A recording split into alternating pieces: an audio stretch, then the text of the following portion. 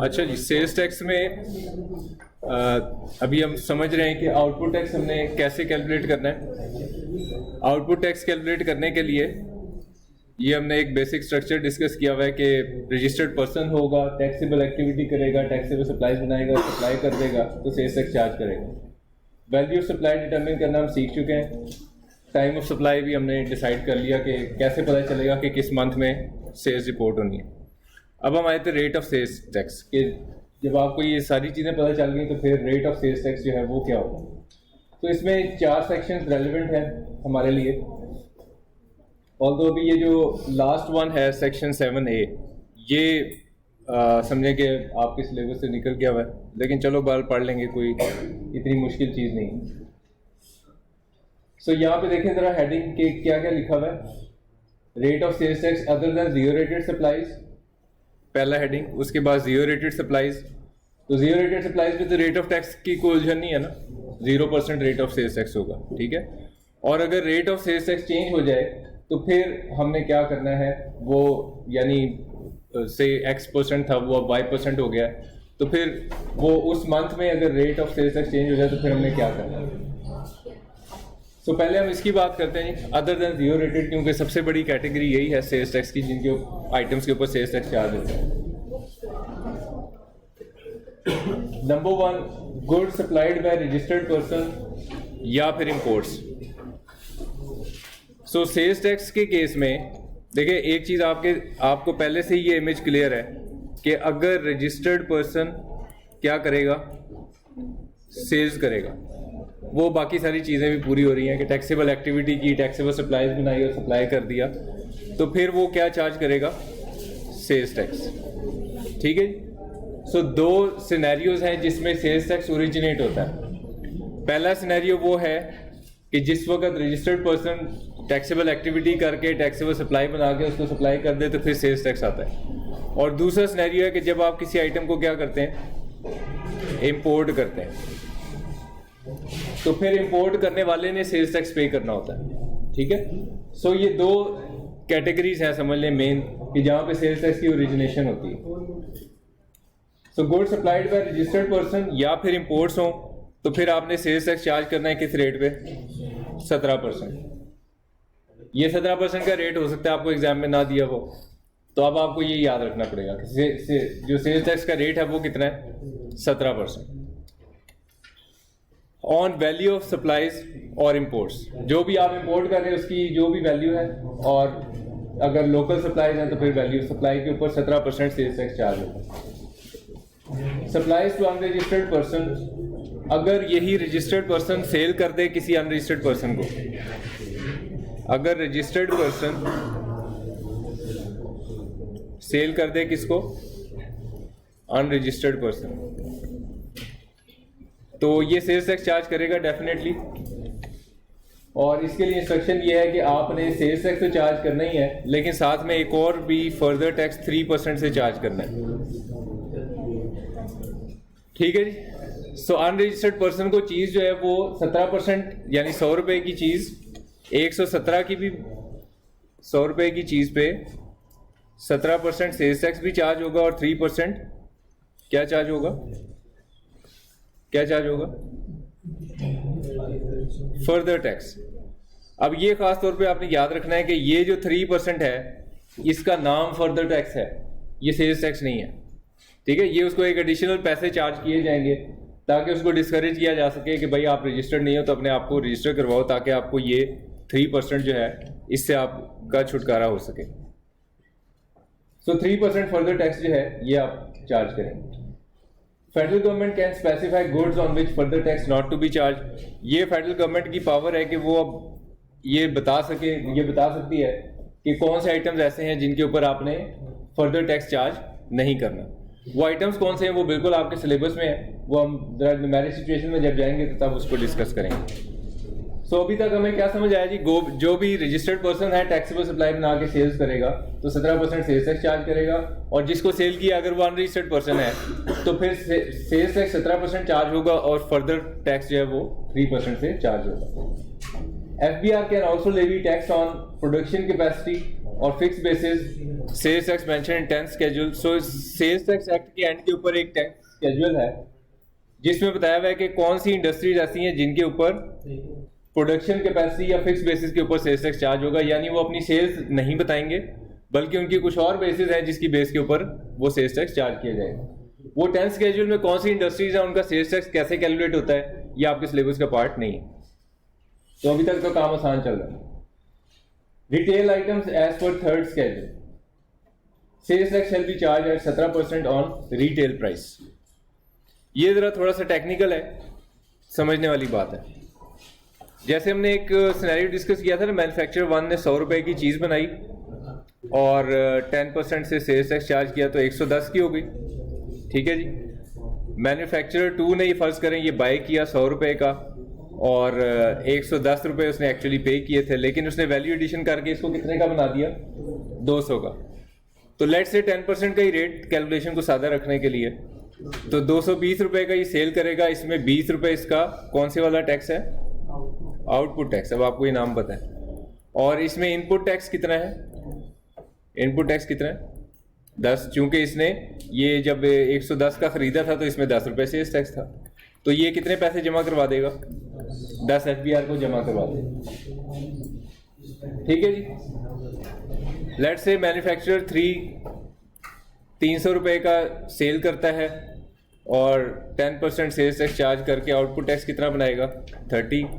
200 रुपए का इसने बाई किया था, 220 का खरीदा था, 20 रुपए इसका इनपुट टैक्स था, तो 10 रुपए ये अब FBR के पास चले गए और यहां से भी 10। तो फर्स्ट कर लेते हैं, ये मैन्युफैक्चरर है, ये होलसेलर है, ये रिटेलर है, तो ऐसे ही होगा। लेकिन अब प्रॉब्लम ये है, पाकिस्तान का प्रॉब्लम ये है कि ये वाला जो ताजिर बरादरी है आपकी, जो ट्रेडर है जो कि चीज़ को सिर्फ खरीदता है और बेच देता है, ये टैक्स नेट में नहीं है। टैक्स नेट में नहीं है से मुराद ये कि ये अपना सारा कारोबार किसके ऊपर कर रहा है, कैश के ऊपर। अगर कैश के ऊपर कर रहा है इसका मतलब ट्रांजैक्शन डॉक्यूमेंटेड नहीं है। ट्रांजैक्शन डॉक्यूमेंटेड नहीं है तो आप जाकर उसको किसी बेसिस के ऊपर, कॉन्क्रीट बेसिस के ऊपर पकड़ नहीं सकते कि भाई आपने तो ये आइटम खरीदा था, आपने बेचा, ये जो आपने 10 यहाँ पे जमा कराना था, 10 यहाँ पे जमा कराना था, ये आप FBR को जमा नहीं करवा रहे, ठीक है जी। और दूसरा मसला ये है कि ये जो कैटेगरी है ये नंबर में बहुत ज़्यादा है, यानी रिटेलर्स बहुत ज़्यादा हैं, होलसेलर्स बहुत ज़्यादा हैं, मैन्युफैक्चरर्स की तादाद उतनी नहीं है। तो अब ये जो प्रॉब्लम है कि जिस वक्त आप आइटम बेचते हैं, इसने कितने जमा कराने थे 10, तो इसका एक हल निकाला जी, इसका एक हल निकाला FBR ने। वो क्या निकाला, वो ये निकाला कि भाई आप 100 रुपए की चीज़ एक्चुअली मार्केट में कितने की बिकनी है, जाके 330 रुपए की। तो भाई ऐसा करते हैं कि ये जो मैन्युफैक्चरर 1 जब 100 रुपए की चीज़ बनाए तो इसके ऊपर प्राइस मेंशन कर दे कि ये 300 की बिकेगी और इसके ऊपर 30 रुपए सेल्स टैक्स चार्ज होगा, ठीक है। और इन आइटम्स को लिख दिया कहाँ पे, 3rd स्केड्यूल। इन आइटम्स को बोलते हैं, ये कौन से आइटम्स हैं, रिटेल आइटम्स। तो मैन्युफैक्चरर 1 ही ऐसा करे कि इसके ऊपर प्राइस भी मेंशन कर दे और इसके ऊपर जितना एंड तक सेल्स टैक्स चार्ज होना है वो भी बता दे। और जब ये अपनी सेल बनाने लगेगा तो अपना आउटपुट टैक्स कितना चार्ज करेगा, 30। तो मसला ही खत्म, अगले लोगों के पास जाके उनकी तलाशी लेने की जरूरत ही नहीं है। तो आइटम जो अब ये सेल करेगा मैन्युफैक्चरर 1, तो ये बताएगा जी 100 रुपए की चीज़ है और इसमें सेल्स टैक्स कितना है 30 और 130 की बेचेगा। आगे जब सेकंड पर्सन इसको बाय करेगा तो उसने ज़ाहिर है 100 का खरीदा है और 200 का उसने बेचना है, लेकिन चूंकि ये 3rd स्केड्यूल आइटम है तो इसकी जो रिटेल प्राइस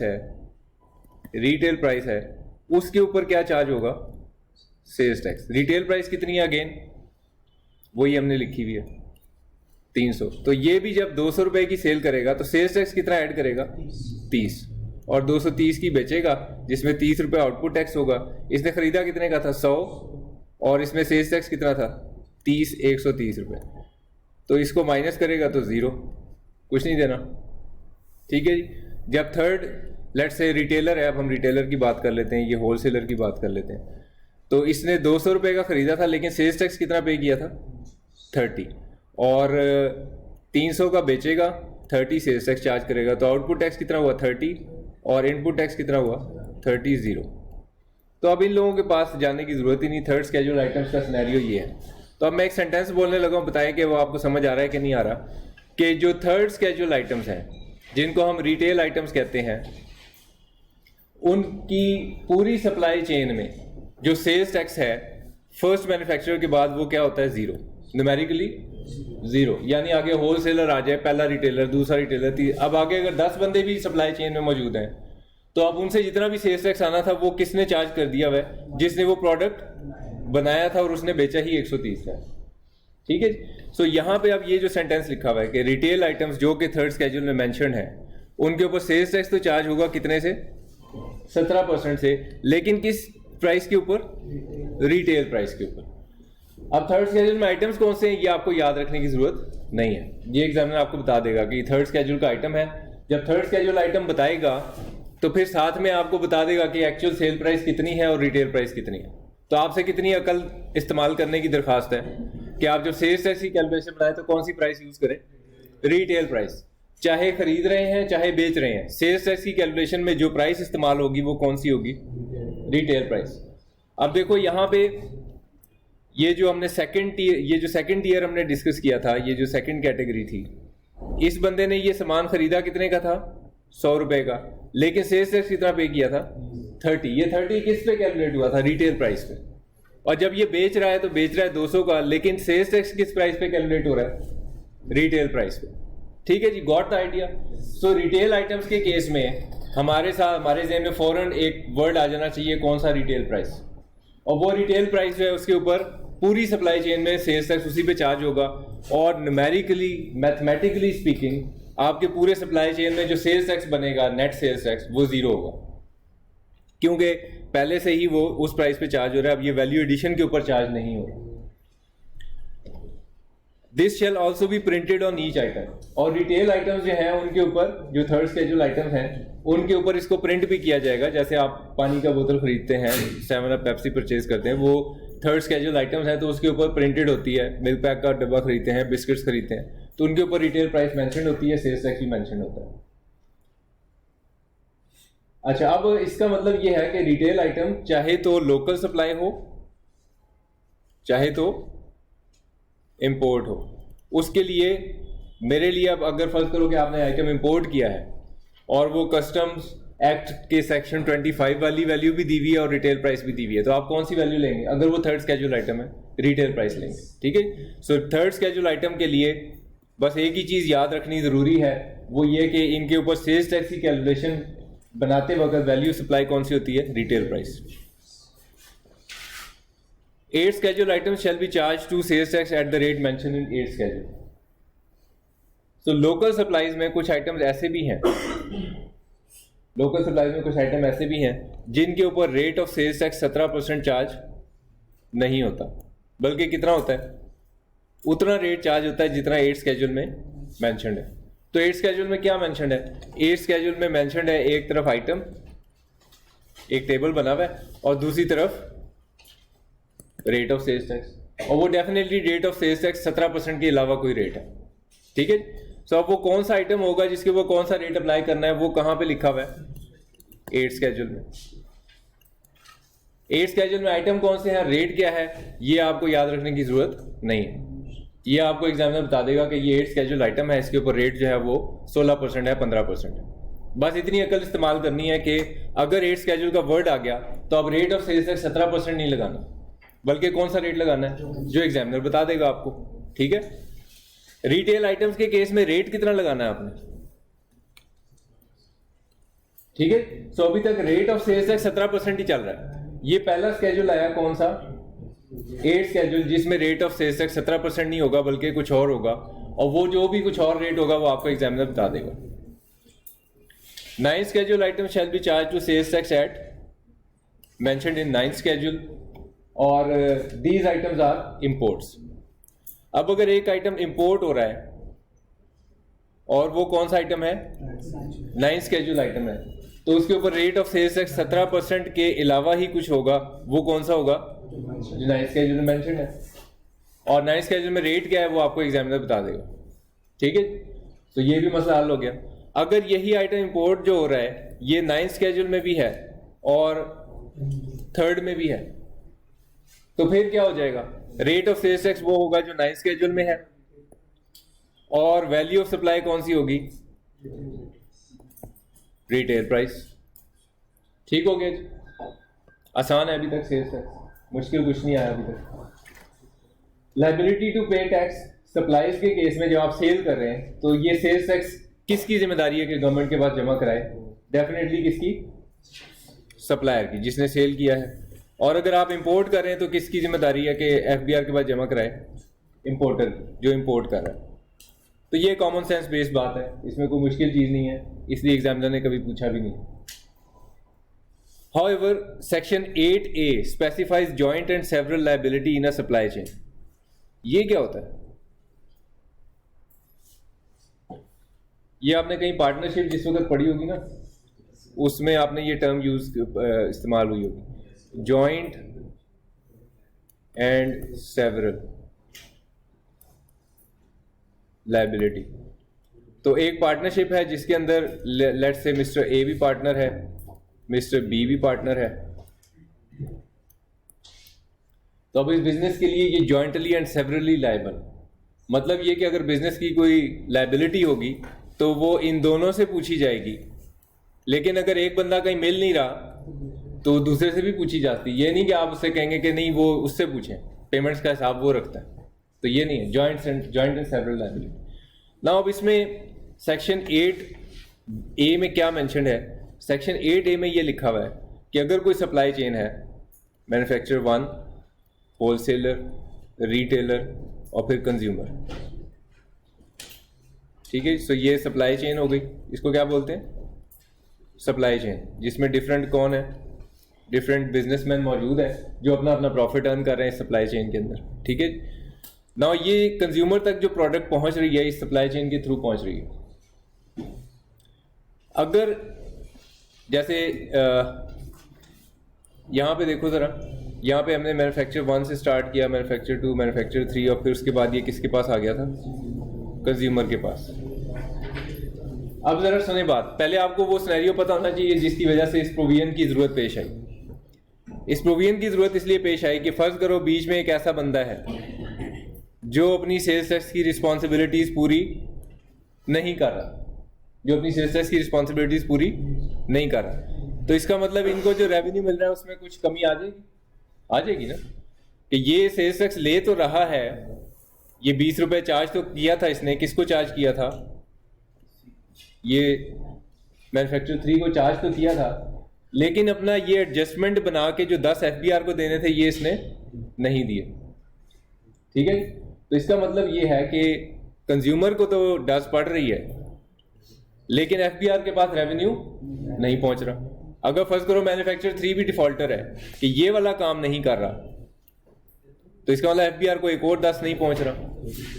ये बात समझ आ रही है जी? वायलेशन समझ आ रही है कि वायलेशन ये है कि सप्लाई चेन के अंदर कुछ लोग ऐसे हैं कि जो अपनी रिस्पॉन्सिबिलिटी अदा नहीं कर रहे। ये जो 10 जमा कराना था एफबीआर को, ये 10 जमा कराना था एफबीआर को, ये नहीं जमा करा रहे, कंज्यूमर को सेल्स टैक्स चार्ज कर रहे हैं।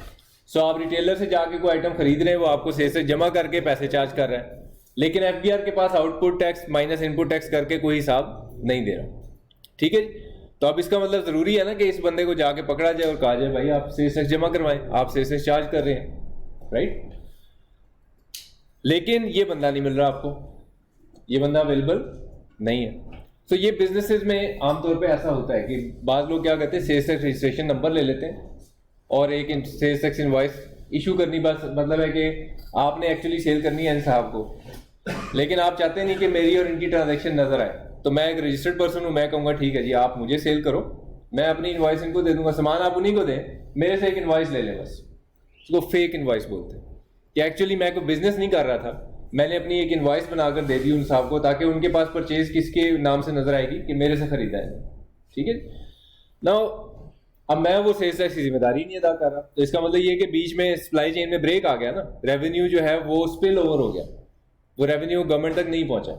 तो अब इसके ऊपर एक सेक्शन ये जो 8A ऐड किया गया, इसमें इन्होंने ये कहा हुआ है, 8A में लिखा हुआ ये है कि अगर सप्लाई चेन के अंदर कोई बंदा वायलेशन कर रहा है, रेवेन्यूज डिपॉजिट नहीं हो रहे गवर्नमेंट के पास, और सप्लाई चेन में बाकी लोगों को मालूम है, यानी इसको मालूम है कि ये जो बंदा है ये डिफॉल्ट कर रहा है, तो फिर इसके हिस्से की जो रिस्पॉन्सिबिलिटी बनती है, जो पैसा बनता है, वो किससे रिकवर किया जा सकता है? इससे भी और इससे भी। ठीक है। So joint and several liability supply chain में, कि अगर एक सप्लाई चेन में आपको मालूम है कि बीच में कोई ऐसा बंदा है जो अपना रेवेन्यू जो लेता तो है, क्योंकि सेल्स टैक्स में आप एफबीआर के बिहाफ पे टैक्स इकट्ठा करते हैं और फिर जमा कराना होता है आपने, तो आप वो इकट्ठा तो कर रहे हैं लेकिन एफबीआर के पास जमा नहीं करवा रहे। तो अगर जमा नहीं करवा रहे तो फिर इन दोनों से, ये जो इसके ऊपर या इसके नीचे मौजूद था, इस सप्लाई चेन में बाकी जो लोग थे जिनको मालूम था कि ये ऐसा कर रहा है, तो फिर जो सेल्स टैक्स डिफॉल्ट हुआ है वो इन दोनों से भी रिकवर किया जा सकता है, M1 से भी और M3 से भी। ठीक है जी। नाउ ये कैसे पता चलेगा कि M2 अगर डिफॉल्ट कर रहा था तो M1 और M3 को मालूम था? ये कैसे पता चलेगा? ये एफबीआर ने पहले प्रूव करना है, उसके पास कोई ऐसा एविडेंस होना चाहिए जिससे वो ये साबित करे कि हाँ M1 और M3 या M1 या M3 में से कोई एक, उसको ये पता था कि ये बंदा डिफॉल्ट करता है। ठीक है। तो उनका डेफिनेटली कोई ना कोई लिंक होगा, कोई और एसोसिएट्स होंगे या कुछ कोई और व्हाटएवर। लेकिन ये चीज साबित किसने करनी है? ये एफबीआर ने साबित करनी है पहले कि जनाब ये M1 M3 को मालूम था कि ये M2 डिफॉल्ट करता है। अगर ये तीनों आपस में मिले हुए हों तो आप कितने पैसे बचा रहे हैं हर ट्रांजेक्शन पे? 10 रुपए तो बचा रहे हैं, आप लोगों को चार्ज कर रहे हैं लेकिन गवर्नमेंट के पास जमा नहीं करवा रहे। सो यहाँ पे लायबिलिटी टू पे सेल्स टैक्स इसमें बताया हुआ है कि सप्लायर की जिम्मेदारी है और इंपोर्टर की जिम्मेदारी है जब तक तो ईमानदारी से काम चल रहा है। लेकिन सेक्शन 8A में बताया हुआ है कि जॉइंट और सेवरल लायबिलिटी है सप्लाई चेन में। अभी एफबीआर ने एक और काम स्टार्ट किया है, लेटेस्ट जो इसमें टेक्नोलॉजी का यूज़ है वो ये कि जो कंज्यूमर रिटेलर से जो इनवॉइस लेगा उसके ऊपर एक QR कोड होगा, वो QR कोड आपने स्कैन करना है, उससे पता चल जाएगा कि मेरी जो मैंने सेल्स टैक्स अदा किया है वो क्या एफबीआर के पास जमा हुआ है या नहीं हुआ। ठीक है। और फिर वो जो आपका QR कोड है उसको यूज़ किया जाता है, वो जो इनामी स्कीम, ये पिछले दिनों इश्तिहार भी आ रहा था टीवी पे, कि वो एफबीआर एक क्या करेगा, क्विज बैलेटिंग करेगा और कंप्यूटराइज बैलेटिंग होगी और फिर आपको कोई इनाम भी मिलेगा जिसने पर खरीदारी की थी और अपना QR कोड स्कैन किया था। तो ये बेसिकली क्या है कि आप कंज्यूमर को क्या कर रहे हैं, इस चीज़ का एम्पावर कर रहे हैं कि वो इस बंदे से जब इनवॉइस ले तो अपने मोबाइल फ़ोन से उसका बिल के ऊपर जो QR कोड बना है उसको स्कैन करेगा। एक ऐप डाउनलोड करेंगे आप एफबीआर की वेबसाइट से, उस QR कोड को उस ऐप से स्कैन करेंगे तो आपको ये पता चल जाएगा कि M3 ने क्या मेरे से जो सेल्स टैक्स लिया, कितना कंज्यूमर से कितना लिया था? 30 रुपये लिया था ना। ये 30 रुपये सारे के सारे किसने अदा किए? कंज्यूमर ने। तो इसको पता चल जाएगा कि जी ये 30 एफबीआर के पास पहुंच गए हैं या नहीं पहुंचे।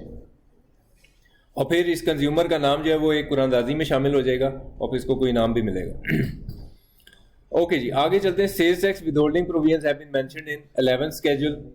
11th स्केड्यूल में क्या लिखे हुए हैं सारी की सारी कि सेल्स टैक्स विदहोल्ड कैसे करते हैं, और ये आपके सिलेबस का पार्ट 11th स्केड्यूल में क्या लिखा है ये आपके सिलेबस का पार्ट नहीं। बस ये पता होना चाहिए कि विदहोल्डिंग की प्रोविजंस कहाँ लिखी हुई है 11th स्केड्यूल।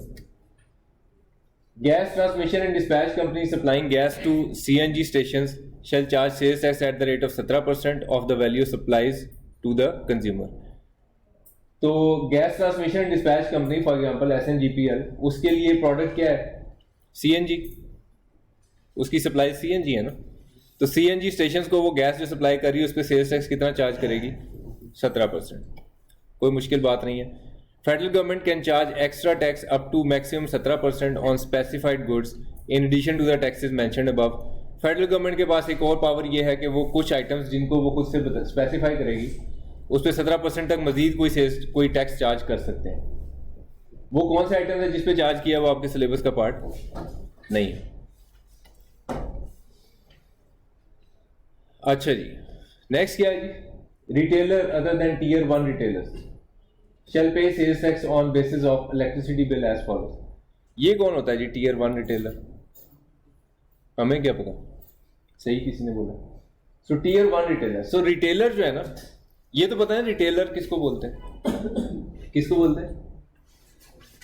हाँ, ये नीचे जो शॉप है खोखा बना हुआ रिटेलर है ना, या इसी तरह मरी रोड पे और कोई होगा, वो भी रिटेलर, जिससे आप जैसे कंज्यूमर जाके अल्टीमेटली चीज़ परचेज कर लेते हैं, ठीक है, परचून की दुकान जिसको कहते हैं आप, राइट ना। ये परचून की दुकान का प्रॉब्लम ये है कि ये बिजनेस एक खोखे के लेवल का भी हो सकता है, या ये कंट्री वाइड कोई डिपार्टमेंटल स्टोर्स की चेन भी हो सकती है, ठीक है। For example metro cash and carry है, वो भी तो रिटेलर ही है। इसी तरह जो ये जितने भी अब ब्रांड्स चले हुए हैं, जे डॉट, खाड़ी, इनकी जो दुकानें खुली हुई, ये सारे रिटेलर्स ही हैं कि मैन्युफैक्चर एक चीज़ बनाता है, आगे वो आप खरीदते कहाँ से, रिटेल शॉप से। बाटा सर्विस, इनकी जो दुकान है वो रिटेलर शॉप है, ठीक है। सो इसका स्पेक्ट्रम बहुत बड़ा है, रिटेल बिजनेस का स्पेक्ट्रम बहुत बड़ा है। स्पेक्ट्रम से मुराद मेरी ये है कि एक बहुत छोटा बिजनेस भी है जहाँ पे एक बंदा ने एक गैस का सिलेंडर रखा हुआ है, एक चूल्हा रखा है, चाय बनाता है और साथ में कुछ बिस्किट और केक रखे हुए हैं, ये भी रिटेलर ही है। और इतना बड़ा बिजनेस भी है कि वो कंट्री वाइड सप्लाई चेन भी कोई हो सकती है, डिपार्टमेंटल स्टोर भी कोई हो सकता है, ठीक है। So that could be a cash and carry departmental store, that could be a product specified I mean retailer, garments का हो सकता है, बोनांजा का हो सकता है, ऑक्सफोर्ड का हो सकता है, हैंगटन का हो सकता है, तो बहुत सारे। नाउ अब इसके अंदर एक डिफरेंशिएशन पैदा की गई कि कुछ रिटेलर तो ऐसे हैं कि जो इतने बड़े हैं कि छुप नहीं सकते, तो उन रिटेलर्स को क्या कह दिया, टीयर 1 रिटेलर्स। सो ये जो टीयर 1 रिटेलर है ये क्या करेगा, ये बिल्कुल अपनी सेल्स बनाएगा, उसके ऊपर आउटपुट टैक्स कैलकुलेट करेगा, अपनी परचेज का हिसाब रखेगा, उसके ऊपर इनपुट टैक्स कैलकुलेट करेगा, और जो डिफरेंस बनेगा वो किसको जमा कराएगा, एफबीआर को। बिल्कुल नॉर्मल सेल्स टैक्स का काम ये करेगा टीयर 1 रिटेलर। लेकिन जो टीयर 1 नहीं है, जो आम दुकानदार है, उसका क्या हल करेंगे जी? उसका हाल ये करेंगे कि ये तो नंबर तादाद में बहुत ज़्यादा है, और इसमें ये हो भी नहीं सकता कि एफबीआर के पास टोटल अगर फर्ज करें 5000 एम्प्लॉइज़ हैं, तो वो 22 करोड़ आवाम, हर गली के अंदर एक कोई ना कोई रिटेलर शॉप खुली हुई है, गांव के अंदर खुली हुई है, तो हर रिटेलर के पास जाके कैसे चेक करेगा कि हाँ जी भाईजान आउटपुट टैक्स क्या होता है? तो आप अगर ये कैंटीन वाले चाचा जी को कहेंगे तो फिर क्या होगा आप सोचें, वो कहेंगे तुम खुद ही होगे, जो तुमने मुझे कहा है जो कहता है वही होता है, आउटपुट टैक्स तुम खुद होगे, ठीक है जी। सो इन लोगों का हल क्या करेंगे? इन लोगों का हल ये करेंगे कि इनको जिस वक्त बिजली का बिल आएगा ना, तो उसमें एक सेल्स टैक्स की वैल्यू जमा कर दें। तो अगर बिल 20,000 तक है तो 5% उसमें मजीद ऐड कर दिया जाएगा, और अगर 20,000 से ज्यादा है तो 7.5% मजीद ऐड कर दिया जाएगा। वो यही समझा जाएगा कि उसने ये काम कर दिया बेचारे,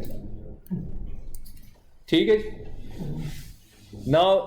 अब ये कैसे पता चलेगा कि ये जो दुकान है इसमें रिटेल का बिजनेस हो रहा है, ये कैसे पता चलेगा? तो इसका हल भी है जी एफबीआर के पास। उसके पास हल ये है ना, ये बात अब सिलेबस में नहीं है, वैसे मैं आपके इंटरेस्ट के लिए बता रहा हूँ कि बिजली के जो मीटर हैं वो 3 तरह के हैं ना, पता है सबको? कौन कौन सा? 2 तरह नहीं पता? हाँ, एक कमर्शियल मीटर होता है, एक इंडस्ट्रियल, एक कमर्शियल, और तीसरा डोमेस्टिक, सादा, ठीक है ना। ये जो कमर्शियल मीटर है ना, ये वो है जो दुकान पे लगता है, आपके प्लाजे में जितनी भी दुकानें हैं वहां पे लगेगा, ठीक है। कमर्शियल मीटर जब भी लगेगा उसको समझा जाएगा कि वो क्या है, वो रिटेलर है। उसको क्या समझा जाए, यानी कमर्शियल मीटर के ऊपर ये वाला सेल्स टैक्स आएगा ही आएगा, अनटिल अनलेस कि आप कमिश्नर के पास जाएं और उसको कहें कि भाईजान मैं कौन हूं, मैं एक इज्जतदार रिटेलर हूं, मैं टीयर 1 रिटेलर हूं। या आप उसको ये बताएं कि नहीं भाई हम यहाँ रिटेल का काम नहीं कर रहे, हम तो मैन्युफैक्चरिंग कर रहे हैं, तो फिर कमिश्नर उसको कहेगा ठीक है जी, आप, मैं आपको एक खत लिख के दे रहा हूँ, ये ले जाओ किसके पास, इस्लामाबाद इलेक्ट्रिक सप्लाई कंपनी के पास, उनको दिखाओ, वो आपके इस बिजली के मीटर पे ये जो सेल्स टैक्स चार्ज करते हैं ये करना बंद कर दें, ठीक है। सो ये प्रैक्टिकली ऐसे है। तो इसका मतलब ये है कि इट्स अ ब्लैंकेट प्रोविजन कि जो ही कमर्शियल मीटर लगेगा आपको एज्यूम क्या किया जाएगा, आप क्या है, रिटेलर, और उसके ऊपर ये टैक्स आना शुरू हो जाएगा। सो प्रैक्टिकलिटी एस्टैब्लिश हो गई जी। अच्छा जी, आगे चलते हैं। नेक्स्ट क्या है, ये रोज एक दफा होना होता है इसको।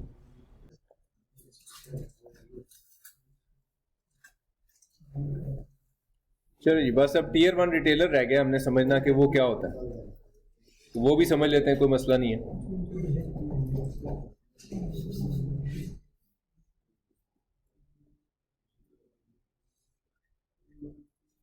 अच्छा जी, सो ये हमने 5% और 7.5% से ऐड हो जाएगा sales tax. This is an addition to sales tax charge on electricity consumption and input tax adjustment is not allowed against this sales tax. Now sales जब आप कमर्शियल आपका जो डोमेस्टिक मीटर है उसके अंदर सेल्स टैक्स नहीं आ रहा, आप कभी देखिएगा बिल जाके, तो जो आपका बिजली का बिल है उसमें सेल्स टैक्स नहीं है क्योंकि आपका डोमेस्टिक मीटर है। लेकिन अगर वो कमर्शियल मीटर होगा तो उसके अंदर सेल्स टैक्स चार्ज हो रहा होगा, और ये जो सेल्स टैक्स है ये जो 5% 7.5% है ये उसके अलावा एक और सेल्स टैक्स है। यानी एक तो बिजली वो बेच रहा है आपको, तो बिजली के ऊपर तो 17% सेल्स टैक्स हो गई, लेकिन अगर आप रिटेलर भी हैं तो फिर ये 5% 7.5% मजीद ऐड होगा। Commissioner Inland Revenue shall issue order regarding exclusion of a person who is either a tier 1 retailer or not a retailer। ये जो मैं आपको कहानी बता रहा था कि आप अगर इसमें फॉल नहीं करते तो फिर आप जाके कमिश्नर को बताएंगे और वो कहेगा ठीक है जी आपको हम ये अब सेल्स टैक्स चार्ज नहीं होगा। टीयर 1 रिटेलर कौन है? सो ये कंडीशंस अगर आप पूरी कर देते हैं तो आप क्या कहलाओगे? Tier 1 retailer means a retailer who is operating a unit of national or international chain of stores, operating in air conditioned shopping mall, plaza or center excluding kiosk। kiosk क्या होता है? kiosk किसी को पता है? हाँ, kiosk बेसिकली ये आप किसी बाजार में जाए ना, एक वो इस तरह का रोस्टम रख के उसके ऊपर एक छतरी लगी होती है और साथ में वो ये सिम ले लो 50 का बैलेंस, ठीक है, वो ये जो पोर्टेबल शॉप होती है ना, this is called kiosk, right. आपका शनाख्ती कार्ड नहीं, कोई बात नहीं, वो सिम बस आपको दे के भेजेगा, आप एक बार रुक जाए सी उसके पास। सो कियोस्क जो है ये this is a temporary shop which can be moved. So kiosk इसमें शामिल नहीं है, यानी अगर वो मूवेबल ठेला या वो रोस्टम उसने अगर किसी प्लाजे में रखा हुआ है जो कि एयर कंडीशन शॉपिंग मॉल है तो वो उसको टीयर 1 रिटेलर नहीं बोल देंगे आप, ठीक है, तो इसको नहीं बोल रहे। Cumulative electricity bill during immediately preceding 12 consecutive months exceeds 12 lakh रुपए, तो ये देखना पड़ेगा कि पिछले 12 माह में जो आपका 12 महीने का बिल है अगर 12 लाख रुपए से ज्यादा हो गया तो भी आप टीयर 1 रिटेलर हो जाएंगे। Wholesaler cum retailer engaged in bulk import supply of consumer goods on wholesale basis to retailers as well as on retail basis to general body of consumers। तो आप होलसेल बिजनेस भी करते हैं और retail business भी करते हैं अगर, तो भी आप क्या होंगे? टीयर 1 रिटेलर सवर किए जाएंगे। A retailer whose shop measures 1000 square feet in area or more, any other person or class of person prescribed by FBR। तो ये थ्योरेटिकली बहुत इंपॉर्टेंट है, न्यूमेरिकली कोई खास इसकी इंपॉर्टेंस नहीं है। अब अगर मैं एक सेंटेंस बोलूँ वो आपको समझ आना चाहिए कि जब मैं टीयर 1 रिटेलर से खरीदारी करूंगा तो मुझे सेल्स टैक्स इनवॉइस देगा या नहीं देगा? यस देगा। क्यों देगा? क्योंकि उसने आउटपुट टैक्स और इनपुट टैक्स का हिसाब बनाना है। और अगर टीयर 1 रिटेलर नहीं है और उससे मैं खरीदारी करूंगा तो वो आपको कोई इनवॉइस देने का पाबंद नहीं है सेल्स टैक्स लॉ के मुताबिक, क्योंकि उसकी रिस्पॉन्सिबिलिटी सारी अदा हो रही है, ये 5% और 7.5% का सेल्स टैक्स अदा करके। ये टीयर 1 रिटेलर के बारे में कुछ बात लिखी हुई, इसको आप पढ़ेंगे और आपको ये समझ आना चाहिए। आखिरी बात है आज की, अभी है 2 minute. In case of steel products, ये नोट्स के अंदर ये वाला नहीं होगा, मैं ये पिक्चर ग्रुप में शेयर कर दूंगा, ये लास्ट पॉइंट है, ये नोट्स में नहीं है। In case of steel products और ship plates minimum production shall be determined in accordance with 13th schedule। Higher of actual supplies और minimum production shall be treated as supplies for the month. तो अगर आप ये steel business में है या आप शिप प्लेट्स बनाते हैं, मैंने तस्वीर लगा दी यहाँ पे जस्ट टू प्रेजेंट कि ये इन चीज़ों की बात हो रही है कि अगर आप ये इन बिजनेसेस में है तो फिर आपका जो सेल्स टैक्स है वो वर्कआउट करने के लिए 13th schedule बनाया गया है। 13th schedule में लिखा हुआ क्या है, ये आपके सिलेबस का पार्ट नहीं है। अच्छा आप सुनो जरा ध्यान से, कंक्लूजन आपके सिलेबस में जो है वो क्या है? वो ये है कि आपको एक 4 चीजें हैं, याद रख लो, सेल्स टैक्स का मामला बहुत आसान हो जाएगा। वो 4 चीजें क्या है यहां पे लिख देता हूं। Number 1, rate of sales tax क्या है? 17%। लेकिन अगर आइटम होगा कौन सा? 8th schedule का, तो फिर जो भी रेट 8th schedule वाला होगा वो लगेगा। और अगर आइटम होगा 9th schedule का तो फिर भी जो रेट 9th schedule वाला होगा वो लगेगा। ये है लोकल आइटम्स के लिए और ये है इंपोर्ट्स के लिए, ठीक है जी। तीसरी चीज ये याद रखनी है, ये दूसरी बात हो गई कि ये स्पेसिफिक रेट्स हैं।